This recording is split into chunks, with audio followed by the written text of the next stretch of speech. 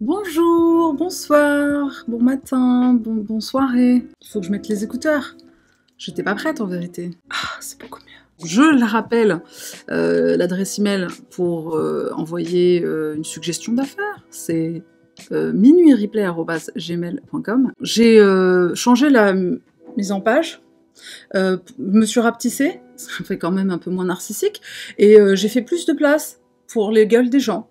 Parce que quand je fais le montage, je me rends compte que je vois un petit peu trop ma gueule, et je me suis dit, bah tiens, on pourrait changer le layout. Donc j'ai changé le layout, et ça permet d'avoir les photos pendant que je raconte l'affaire. On y va pour la première affaire. Un jeune homme de 18 ans, qui avait battu à mort son enseignante d'espagnol avec un complice pour une histoire de mauvaise note, s'est excusé avec émotion aux proches de sa victime en recevant sa sentence de prison à vie sans libération pendant 25 ans. Je sais que mes mots ne seront jamais assez. J'ai eu le temps de penser à quoi dire et je suis désolée, vraiment désolée. Chaque jour, je souhaite retourner en arrière et empêcher cette perte pour cette famille et la souffrance que j'ai causée à tous, a lu avec émotion Jérémy Goodall à la cour du comté de Jefferson mercredi.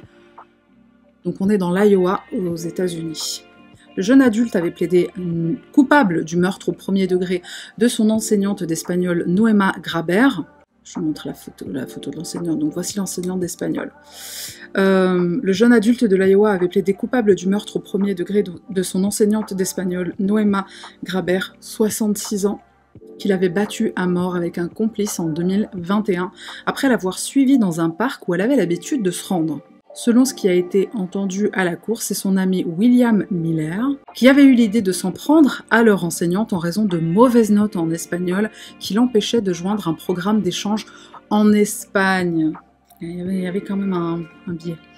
Mais après avoir battu l'enseignante à coups de bâton de baseball, enfin de batte de baseball quoi, Jérémy Goodall aurait partagé des publications sur Snapchat où il aurait notamment pris un selfie accompagné de la mention « Point de vue, tu es mon enseignante d'espagnol et ceci est la dernière chose que tu vois ». Donc ça c'est son pote, le complice, apparemment c'est lui qui a eu l'idée, mais c'est quand même l'autre qui s'est un peu plus déchaîné quoi. Elle est où la photo de Pov? C'est celle-ci je crois, voilà. Snapchat, le mec vient de tabasser à mort son enseignante, voilà, Pov. T'es ma prof d'espagnol, c'est le dernier truc que tu vois avant de mourir. Ah, c'est d'une horreur. Il a partagé un autre snap où il écrit « C'est le temps de cacher un corps ». Et je crois que c'est cette photo-là. Voilà. « Time to hide the body ». Au Javel, hein.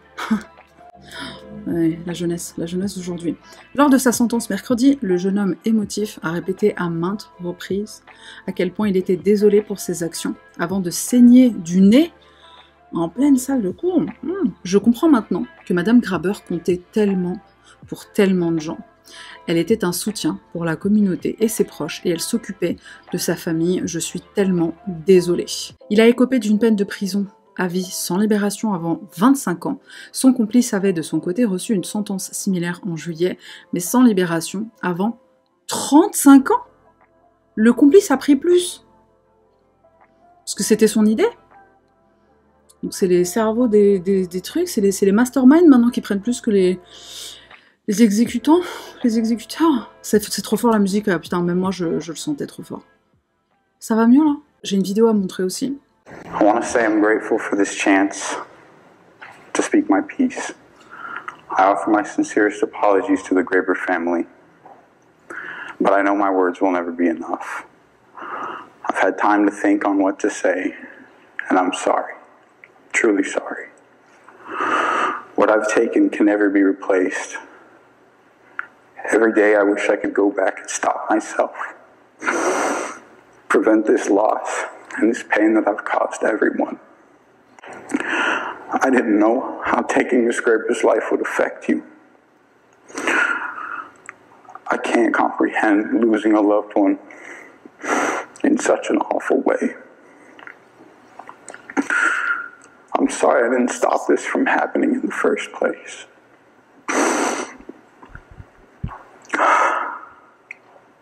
I'm understanding now that Miss Graber meant so much to so many people. Bon, ça suffit, hein. Vous êtes des enfoirés pires que moi. Les commentaires, là. Bon, qui pense que c'est du BS? Bullshit. On va noter la bullshitance, le bullshitage de 0 à 10. 10 étant le plus élevé, forcément. Moi, je lui mettrais quand même un petit 4. Hein. J'ai l'impression qu'il y a un peu de sincérité. Pas tant pour Noéma Graber. Hein. Je pense qu'il pleure plus pour lui que pour Madame Graber, hein, pour la professeure d'espagnol. Parce que dans sa formulation, déjà, il dit « Je me rendais pas compte à quel point il y avait des gens qui l'aimaient ». Parce que si ça avait été quelqu'un dont personne se soucie, je pense que je serais peut-être pas là. Mais bon, vu que vous êtes là et que vous êtes un peu remonté contre ma gueule, je vais sortir la larmichette. J'ai l'impression. Je peux me tromper, je sais pas ce qu'il y a dans son cœur. Mais putain quoi. Il est parti la tabasser. Il a fait des snaps. Donc je suis désolée. Moi, perso, pareil, j'y crois. Je pense que les larmes sont un peu sincères, mais beaucoup pour lui. Le mec a pris 35 ans, le complice. Je suis quand même étonnée que le complice ait pris... Enfin, le mec à l'origine du plan machiavélique. Mais c'est l'autre qui aurait tabassé le plus, visiblement, avec sa batte. Pauvre, je vais enterrer le corps de ma prof. Mais putain... Tu pensais que t'allais t'en sortir? C'est ma question. Tu pensais que personne n'allait griller? On y va pour la prochaine qui va... Ah, celle-là, je crois qu'elle va me faire vomir directement, parce que j'ai lu dans les grandes lignes, mais j'ai pas tous les détails. Donc on va vomir en même temps. Condamné pour des faits glaçants. En Californie, Matthew Antonio Zakrewski, âgé de 34 ans, vient d'écoper de 707 ans de réclusion criminelle pour avoir abusé de 16 jeunes garçons dont il avait la garde, rapporte dans un communiqué le bureau du procureur du comté d'Orange, en Californie. L'individu a travaillé comme babysitter dans le sud de l'État pendant plusieurs années. C'est dans ce cadre qu'il a commis les abus pour lesquels il a été condamné sur des jeunes garçons âgés de 2 à 12 ans, entre 2014 et 2019, donc en plus sur une longue durée. Il a également filmé plusieurs de ses agressions et aurait montré de la pornographie à une 17e victime, précisent les autorités. L'homme a été interpellé le 17 mai 2019 par les enquêteurs du département de police de Laguna Beach, alors qu'il venait d'effectuer un vol international. Tiens, comme par hasard. À cette époque, il était soupçonné d'avoir déjà agressé 2 enfants. Qui est-ce que ça étonne? 2 ans. Ça marche à peine. Voilà, là tu sens tout le vice dans sa gueule, dans son regard de poiscaille.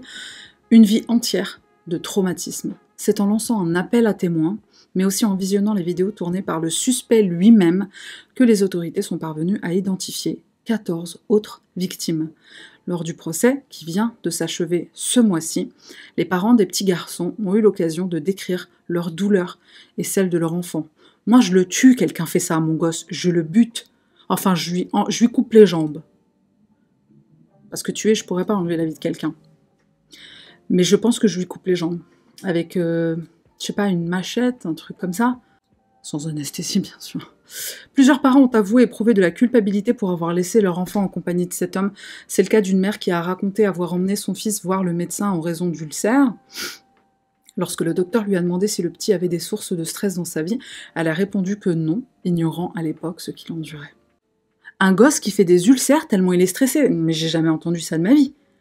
Je ne savais pas, mais maintenant je sais. Je me sentirai coupable, pour le reste de ma vie, d'avoir laissé cet animal entrer dans nos vies, a-t-elle dit, ajoutant n'avoir engagé qu'une seule fois un babysitter.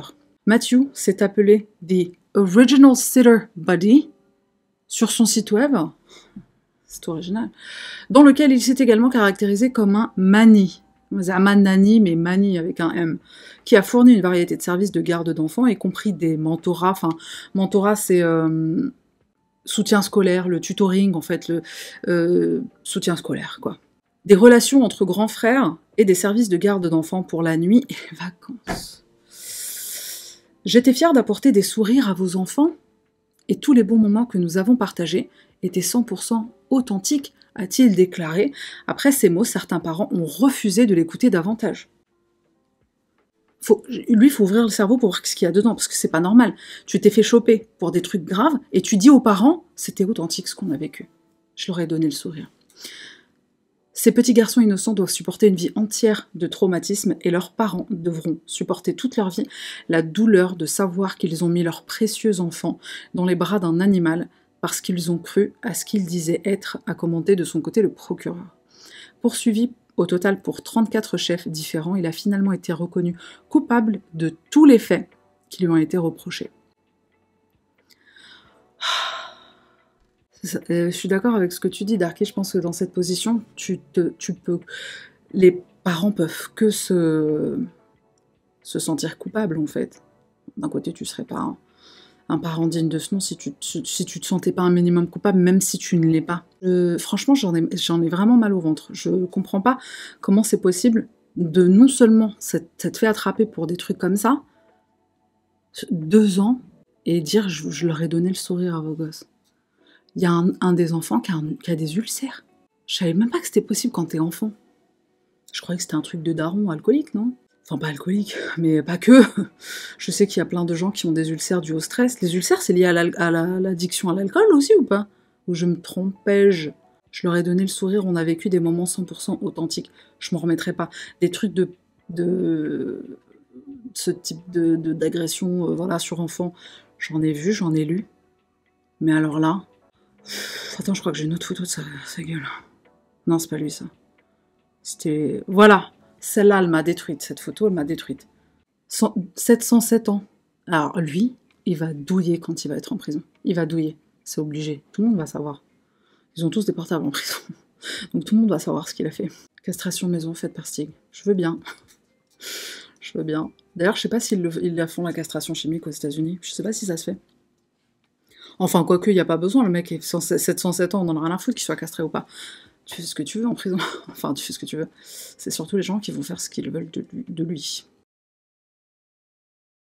La police japonaise a arrêté un octogénaire présumé armé qui s'était enfermé mardi dans un bureau de poste avec plusieurs otages. Okay. Après des heures de blocage à Warabi, près de Tokyo, la police a finalement maîtrisé l'homme. Mardi soir, l'homme a été arrêté. Les détails viendront plus tard, a déclaré à l'AFP un porte-parole de la police de la préfecture de Saitama, près de Tokyo. Il a tatoué ses sourcils. Il a fait un tatouage de sourcils. C'est du microblading. Putain. Lui, imagine-le dans un bureau de poste, avec un pistolet. Ouvre la caisse. Mais c'était pourquoi, du coup ? Bah, on va continuer de lire. Qu'est-ce qui s'est passé ? Son mobile n'est pas clair. Oh, merde, alors. Puis avoir sa tête, c'est encore moins clair, du coup. Mais la police pense qu'il a également été impliqué dans un incident survenu dans un hôpital où 2 personnes ont été blessées. Et des informations indiquent qu'un incendie dans un immeuble pourrait également être lié. Donc le mec est parti dans un killing spree, dans un crime spree plutôt, parce qu'il a pas fait... Enfin, il a pas tué, visiblement, mais il a commis des crimes, quoi.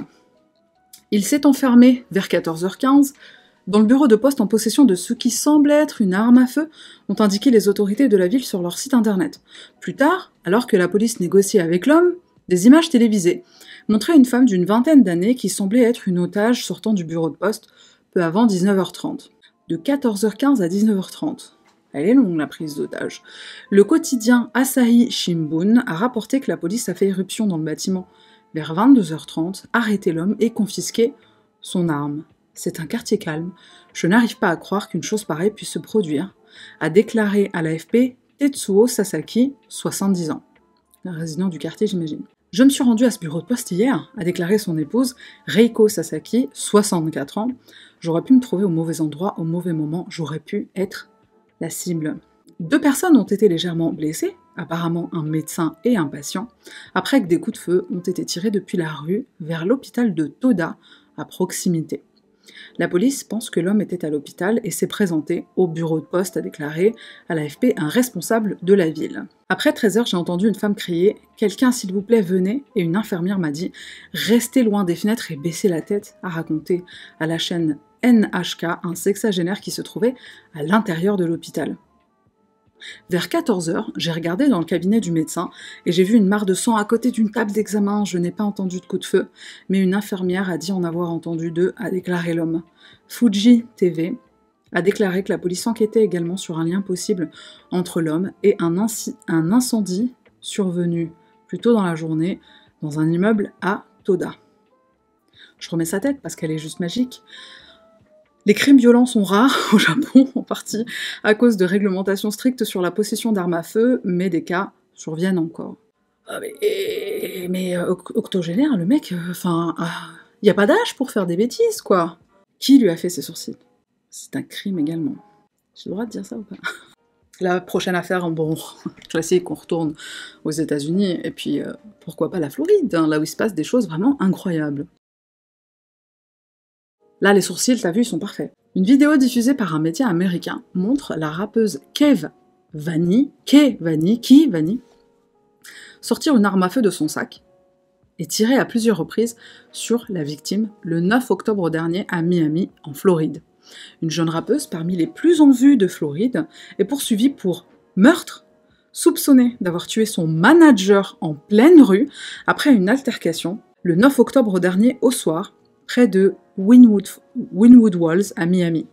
Et la pose est magnifique. Par contre, je veux bien qu'on m'explique pourquoi elle a un avion en bague, ex-hôtesse de l'air peut-être.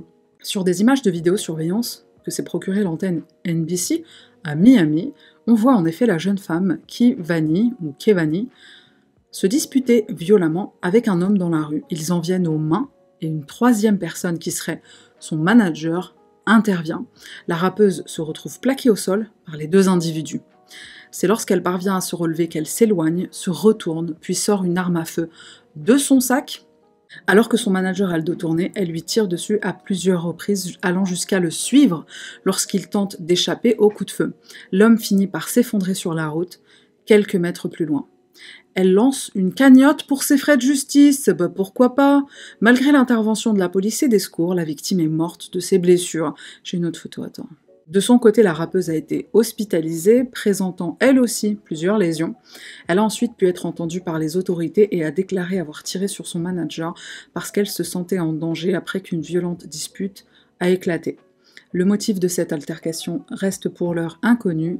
Kevani a depuis été incarcéré contre une caution s'élevant à 50 000 $. C'est pas beaucoup, hein. Sur son compte Instagram, ses proches ont lancé une cagnotte en ligne pour financer ses frais judiciaires, demandant que justice soit faite pour la jeune femme. Alors je suis désolée, mais j'ai une vidéo.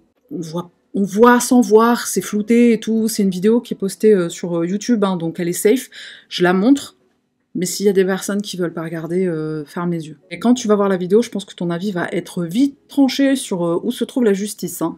Surveillance video obtained by NBC6 shows the moment a rapper allegedly shoots and kills her manager in front of the Wynwood Walls back on October. Footage shows rapper known as Kevani, whose real name is Kevani Hicks, get out of the white Lexus parked on Northwest 2nd Avenue. The driver gets out of the car and he and the woman are seen arguing. The dispute gets physical and they start hitting each other. A second man gets out of the Lexus and also starts to attack Hicks. Moments later, all three get up and Hicks is seen walking in the opposite direction. Hicks then reaches into her purse, walks back towards the two men, and starts shooting as the men run. Her manager is hit and collapses on the street. The other man gets into the Lexus and drives off, slamming the car into Hicks. The Lexus reverses before driving off. Hicks gets up and runs away. The victim died at the hospital. Hicks claims it was all self-defense and that her life was in danger. In November, a judge granted her house arrest with a $50,000 bond. Il y a un moment où ils essaient de le rouler dessus. C'est caché avec ma cam. Ok, c'est vrai qu'ils n'avaient pas à la tacler et tout. Mais elle était en train de partir. Donc c'était de la vengeance, là. C'était de la vengeance, c'était pas... Excuse-moi. C'était pas de la défense, là. Si tu t'es pas défendu, c'était fini. T'étais en train de partir et il te laissait partir. Donc je suis désolée. Si, à la rigueur, si c'était quand elle était par terre, j'aurais été avec elle à 100%. Elle était plus en danger, je suis d'accord avec toi, Projo. Excuse-moi, elle a fait la thug de ouf. T'as vu comment elle marchait? J'ai jamais vu quelqu'un avec autant d'assurance dans son corps. Elle avait une telle confiance en son geste que c'était... on dirait une scène de film. Ça fait penser à l'affiche Jackie Brown, tu sais le film Jackie Brown. Qui veut donner pour sa cagnotte? Elle a gâché sa vie. Honnêtement, je pense qu'elle va à béton, c'est pas possible. Tu peux pas... Elle était trop sereine. J'avoue, si c'était un film, elle était trop belle dans la scène. Je suis désolée, il y a quelqu'un qui est mort quand même. Mais j'avoue que si c'était un film, franchement, magnifique. En plus, en talons. Elle marche en talons avec un flingue dans les mains. Excuse-moi, c'est pas facile. Déjà, même en basket, c'est pas facile d'avoir un flingue dans les mains. Qui a déjà eu un pistolet dans les mains, vrai? Elle est revenue. Et le pire, c'est qu'elle lui tire une première balle, qui l'atteint, le mec il tombe, et elle revient à la charge. Donc là, c'est après le premier coup de feu, ce n'est plus de la légitime défense. Il y a des limites à la légitime défense. Mais ce n'est que mon avis. Il y a des limites à la légitime défense ou pas? Qui pense qu'il n'y a pas de limite à la légitime défense? En mode, si quelqu'un t'a agressé, fait du mal, tu vois rouge. Comme dans Kill Bill. Mais sur le moment, qui s'est déjà fait tabasser? Ou qui s'est déjà... tu te retrouver dos au mur avec quelqu'un en face de toi qui est dangereux, qui t'a déjà frappé, qui a levé la main sur toi, ou qui va peut-être le faire, et sur le moment, qui s'est déjà retrouvé dans cette situation de stress? Comment tu réagirais? C'est ça la question. Et on ne sait pas encore la raison de leur embrouille. Mais c'est son manager. Donc j'ai envie de te dire... Mais c'est important de savoir aussi c'était quoi la raison. Je pense que c'est important. En fait, je sais pas, tire dans le genou, non? Tire dans... Et encore... Si tu sais pas viser, que tu vises la cuisse, le mec peut se vider de son sang aussi. Hein. Mais est-ce que t'as remarqué la taille de son sac à main? Parce que le sac à main, il est minuscule, ça doit être en plus un truc de marque, tu sais. Attends, il est où mon Gucci? La meuf, elle sort son sac, et elle sort un flingue dedans. Et en plus, trop mignon, quoi, trop sexy son flingue. Ça aurait été un film, j'aurais kiffé. Alors, la question, et là, je pourrais peut-être comprendre, c'est, est-ce que le mec, ou les deux mecs, est-ce qu'il y en a pas un qui avait un flingue dans la voiture? Est-ce qu'elle a pas tiré parce que vraiment elle se sentait en danger? Que peut-être ils allaient prendre... ils l'ont plaqué au sol, c'est violent quand même, je trouve, ce qu'ils ont fait. Une femme à deux mecs, tu veux maîtriser une femme, déjà un mec tout seul, physiquement tu peux, mais à deux, excuse-moi, tu lui tiens les mains, c'est peut-être parce qu'elle les a claqués dans la voiture, on ne sait pas ce qu'elle leur a fait. Peut-être qu'il y a un truc avant qui a provoqué le truc, mais... Peut-être qu'elle avait vraiment peur pour sa vie, qu'il y avait peut-être des flingues dans la voiture, je sais pas. Faut voir la suite. Et de se faire plaquer par deux mecs plus grands que toi. Déjà, c'est des mecs qui sont plus forts physiquement, c'est biologique. Je doute pas qu'elle avait peur. Je doute pas qu'elle avait peur. Mais c'était trop thug comment elle est revenue avec son pistolet Gucci, là. Faut avoir le fin mot d'histoire.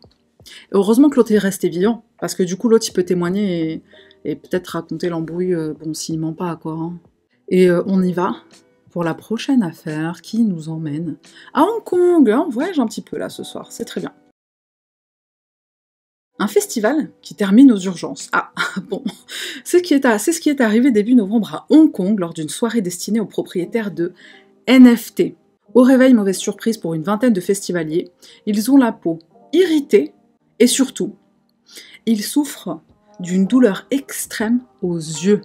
Certains ont expliqué avoir l'impression que leurs yeux étaient passés au micro-ondes. Comment tu sais ce que ça fait les yeux passés au micro-ondes? Ou étaient brûlés avec de la sauce piquante. Ça c'est déjà quand même plus plausible, hein. Ça peut te gicler à la gueule. Mais sauce piquante dans les yeux, aïe, ça fait mal. Sur les réseaux sociaux, Adrian Zdunjic, trader en crypto-monnaie, a raconté son passage aux urgences après la soirée. Le diagnostic de ses docteurs, un cas de photokératite. Vidéo. This party for NFT bros at ApeFest ended with 15 people potentially going blind permanently. Yuga Labs, the company behind the Bored Ape NFT, held a party in Hong Kong for crypto bros and gals. It wasn't the $300 ApeFest ticket price that blinded these partygoers, rather the lights. The stage where the DJs were playing used UV lights. Staring at UV light in situations like this can cause eye damage, known as welder's blindness, and it has the potential to be permanent. But can you trust a group's blockchain technology when they allegedly can't get stage lights right? Subscribe and let me know since... Tout à fait d'accord. Bon, désolé, c'est in English, mais bon, c'est quand même un truc de fou. NFT, qui sait ce que c'est NFT? Qui ne sait pas ce que c'est NFT? Alors, je ne sais pas si vous connaissez James Jani. Ce mec est un génie. C'est un YouTuber. Il est jeune en plus, il est très jeune, je crois. Il est YouTuber, c'est un Anglais, je crois. Je crois qu'il est anglais. Et il fait des vidéos... c'est un peu le roi des rats, mais version UK. Et il est incroyable. Il a fait une vidéo sur Sam, comment il s'appelle? Le mec qui vient de se faire péter là. Sam, merde, j'ai oublié son nom. Il est dans la crypto. Et c'était genre un génie du truc. Les NFT, c'est les images en fait de singes que tu vois et que tu peux acheter et qui coûtent. Je crois que certaines coûtent très cher. Je crois qu'elles coûtent toutes très cher. Il y a peut-être quelqu'un qui peut expliquer mieux que moi ce que c'est les NFT, mais c'est les espèces d'images là. Les crypto-monnaies, c'est une putain d'arnaque. J'ai regardé plusieurs vidéos de James Jani qu'il a faites sur le sujet des crypto-monnaies, justement, mais c'est la plus grosse arnaque du siècle, quoi. Et ça va continuer de perdurer, c'est un peu comme la pyramide de Ponzi, qui existe depuis longtemps, qui a été illégalisée très vite, mais tu trouves toujours aujourd'hui des pyramides de Ponzi, sous différentes formes. Tu les trouves sous forme plus ou moins légale avec des produits comme par exemple Herbalife, comme Tupperware. Bon, Tupperware, à la rigueur, ils arrivent aussi à vendre leurs produits, donc c'est différent. Mais tout ce qui est Herbalife, voilà, on avait déjà parlé une fois ici sur la chaîne de pyramide de Ponzi, et enfin le côté légal du truc parce qu'il y a un produit à acheter. Donc c'est comme ça qu'ils sont rendus légal, le multilevel marketing, voilà, MLM. Je suis pas quelqu'un qui s'y connaît en finance du tout, mais James Jani, il explique très bien le truc, même pour des personnes qui ne s'y connaissent pas en finance, mais sa chaîne est incroyable. Et il fait aussi des sujets, il a fait aussi un sujet sur les gourous d'internet, les coachs et tout, machin. Il y a une recrudescence de coachs, j'ai jamais vu ça de ma vie, et personne n'a jamais vu ça d'ailleurs. Et je partagerai un lien, James Jani. Ce mec est un génie, ce mec est un génie. Et tu regardes ce qu'il a fait sur les crypto-monnaies et tout, c'est une putain d'arnaque. C'est une putain d'arnaque. Le mining de Bitcoin, ça bouffe en énergie, c'est tout sauf green le truc, et NFT pareil, c'est de l'arnaque. Donc mais bon, je continue l'article, je me suis un peu égarée, mais c'était important quand même de parler de ça parce que voilà, ceux qui se sont enrichis de crypto, c'est les premiers. Aujourd'hui c'est terminé, tu peux plus t'enrichir de crypto. Après, moi je suis pas contre le principe de crypto-monnaie dans le sens où l'argent va disparaître, enfin l'argent comme on le connaît va disparaître aujourd'hui, tout va se passer de manière électronique, digitale, pas digitale mais juste électronique, et j'en perds mon français, mais voilà. Je suis pas contre ça, contre le fait que tout soit informatisé, on va dire. Même si on court à la cate. En fait, on est en train de s'auto-exterminer. Donc c'est en fait ce qui s'est passé à la soirée, pour revenir ce qui s'est passé à la soirée, c'est des coups de soleil dans les yeux. Genre nous on est des gens trop bien, on est la crème de la société, on a des NFT, on a de la thune, et on a des coups de soleil dans les yeux. Le truc, un pauvre, il ne l'a pas, quoi. Excuse-moi, j'ai presque 300 balles le billet. 300 balles pour avoir des coups de soleil dans les yeux. C'est pas de leur faute, mais c'est l'arrogance des riches. C'est une punition. Voilà. La photokératite est une inflammation de la cornée causée par une exposition non protégée aux rayons ultraviolets. Ce type d'infection oculaire a souvent lieu en altitude, car la neige reflète les rayons UV, mais peut aussi arriver suite à une exposition à certaines lampes UV inadaptées, comme celles utilisées dans le cadre de stérilisation par rayons UVC. Un incident similaire s'était produit en 2017 à Hong Kong, lorsque des lampes UV industrielles avaient été installées par erreur le temps d'une soirée. Comme l'avait rapporté le Hong Kong Free Press, des symptômes similaires avaient été révélés le lendemain chez plusieurs fêtards. Il risque d'être aveugle, hein. Tu te rends compte ou pas? L'aveuglité, pour une fête, c'est cité, mais j'aime bien inventer des mots. Alors là, on va au Texas pour la prochaine, et je sens que le Texas, barbecue, pistolet, bon, c'est toujours intéressant ce qui s'y passe. Hein. Un homme exécuté après l'enlèvement et le meurtre violent d'une fillette de 5 ans en 2001, David Renteria a reçu une injection létale jeudi soir au Texas, 22 ans après avoir enlevé et tué une petite fille âgée de 5 ans à El Paso. David a prié, chanté et demandé pardon avant son exécution, particulier la combinaison. « Je suis désolé pour tous les torts que j'ai commis. Et pour ceux qui ont réclamé ma mort, qui sont sur le point de m'assassiner, je vous pardonne. » T'es pas en position, en fait, hein, a-t-il déclaré d'une voix forte et claire à l'assistance.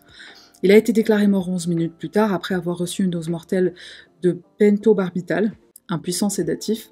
David a chanté un hymne en espagnol, puis a prié avec un conseiller spirituel debout à côté de lui, et a chanté un autre hymne en anglais, après que des témoins, dont les proches de sa victime, sont entrés dans la chambre de la mort et ont regardé à travers une fenêtre à quelques mètres de lui. Il ne se passe pas un jour sans que je pense aux événements fatidiques de cette journée et à ce qui s'est passé, a-t-il déclaré en regardant les proches de sa victime.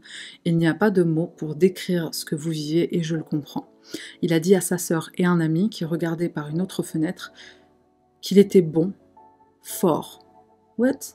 Je vous aime tous, vraiment. Je te reverrai dans la prochaine vie. Il a ensuite commencé à réciter le Notre Père, tandis que la drogue commençait à couler dans ses veines. Notre Père qui êtes aux cieux, c'est tout ce qu'il a pu dire. Ah ouais, pardon, c'est pas drôle. Là, il est parti direct en fait, il a même pas pu terminer sa phrase. Est-ce que c'est pas un signe de Dieu que... Genre, même Dieu, il avait pas envie d'écouter. Pardon, je suis désolée. Il a tué une gamine de 5 ans, je n'ai pas de pitié pour ce genre de personne, désolée. Et en fait, donc il a juste le temps de dire « Notre Père qui êtes aux cieux », et là il dit « Je le goûte, je le sens ». En fait, il sentait le truc.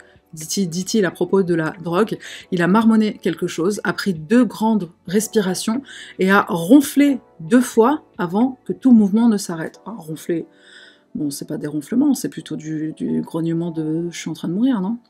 Ignacio et Sandra Frausto ont tenu un collage de photos de leur sœur assassinée, le bébé parmi les 8 enfants de leur famille, tout en parlant avec les journalistes après avoir vu David mourir. « Je veux la reconnaître, ne pas l'oublier », a déclaré Ignacio Frausto en sanglotant. « Ça a pris 22 ans, mais le moment est venu. C'est fait. Nous pouvons enfin et réellement commencer à guérir. 22 ans passés à nous demander ce qui allait se passer. » Le 18 novembre 2001, Alexandra Flores, 5 ans, se trouvait avec sa famille dans un magasin Walmart à El Paso pour faire des courses de Noël lorsqu'elle a été enlevée par un inconnu. Son corps sera retrouvé le lendemain, à près de 25 km de là, un sac sur la tête. L'autopsie révélera que la petite fille a été étranglée puis brûlée. Grâce aux images de vidéosurveillance du magasin, les enquêteurs obtiennent une première image du suspect qu'ils voient en train de quitter le magasin avec la petite fille. C'est à l'aide d'une empreinte laissée par ce dernier sur le sac plastique placé sur la tête de sa victime que ce dernier a rapidement pu être identifié. Du sang appartenant à la fillette a également été découvert dans le van de l'homme. Lors de son procès en septembre 2003, l'accusé a tenté de faire croire qu'il avait agi sous la contrainte d'un gang d'El Paso et avait été forcé d'enlever la fillette, c'est ça. Il déclarait aussi qu'il n'était pas le meurtrier d'Alexandra Flores, une version qui n'a pas convaincu les jurés, qui ont décidé de condamner à la peine capitale. Tous les recours déposés contre cette décision ont échoué, aboutissant à son exécution 22 ans plus tard.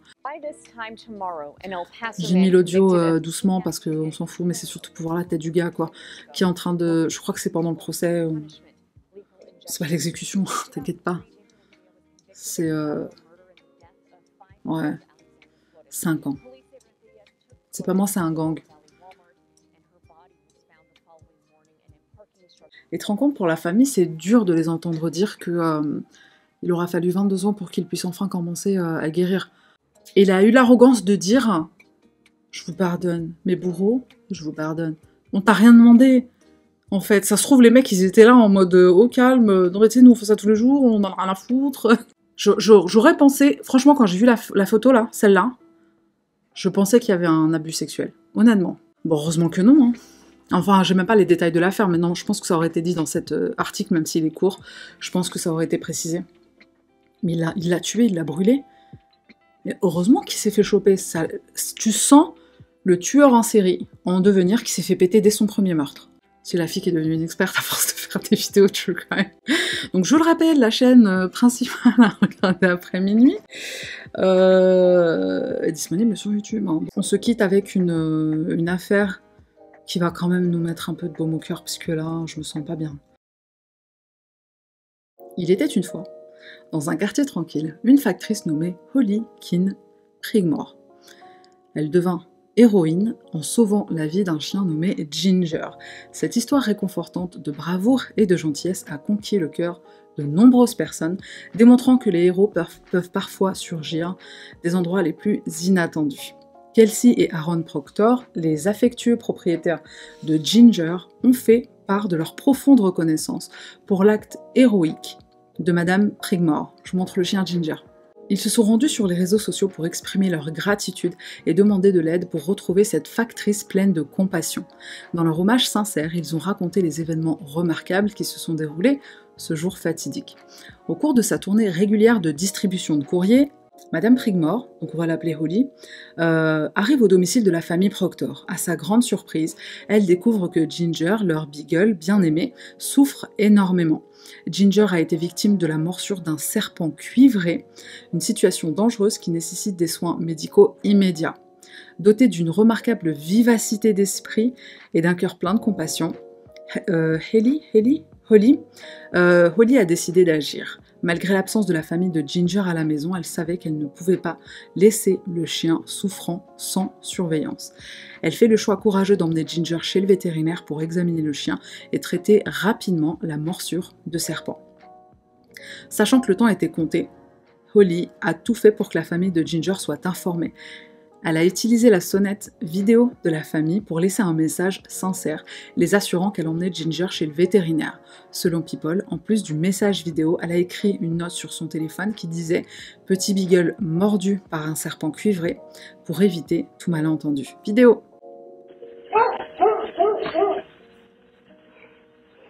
C'est USPS, c'est la société... c'est le gouvernement USPS. C'est genre la poste, quoi. C'est trop chou, c'est trop cute. Elle a laissé un message, genre je ne vole pas votre chien, il a juste besoin de ça. Touchée par l'altruisme de Holly, la famille Proctor a fait part de sa gratitude sur les réseaux sociaux et leur message est rapidement devenu viral. Des inconnus des 4 coins d'internet ont été touchés par la bonté d'âme et le courage de cette factrice. Le message a permis d'identifier Holly comme l'héroïne qui a sauvé la situation. En réponse à l'immense soutien et à l'appréciation, Madame Prigmore Holly a humblement commenté le message des Proctor en déclarant « Je suis très heureuse d'avoir pu vous aider. Ginger est un chien si gentil. » Ces mots ont trouvé un écho auprès de tous ceux qui les ont lus, renforçant encore son statut d'héroïne. La famille Proctor a expliqué que Holly avait un lien particulier avec Ginger. Lors de ses livraisons de courrier, elle rend souvent visite à Ginger près de la boîte aux lettres, partageant avec lui des moments de joie et des friandises. Ce lien rend son acte d'héroïsme encore plus réconfortant. Après sa morsure de serpent, Ginger a dû faire face à un chemin de guérison semé d'embûches.